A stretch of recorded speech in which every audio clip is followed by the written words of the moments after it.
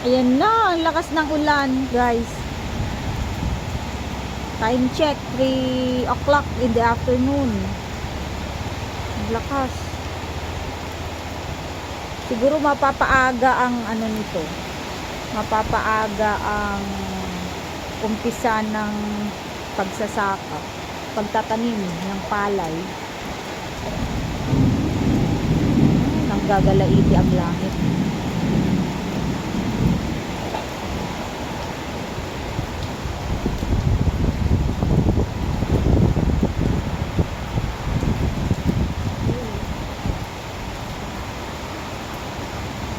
Ang lakas ng ulan. Ang susunod po nito, guys, na magkakaroon ay ano, kabute. Ayan. Grabe, no? First week pa lang ng May. First week pa lang ng May.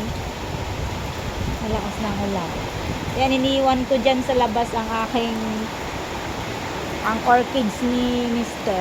Yan dyan, orchids. Ang lakas.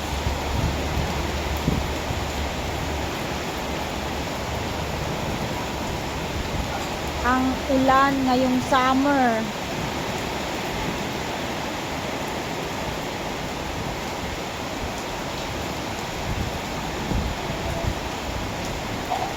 Itong mangga namin na to, hindi na to namunga. Pero last year, as in, punong-puno ng bunga.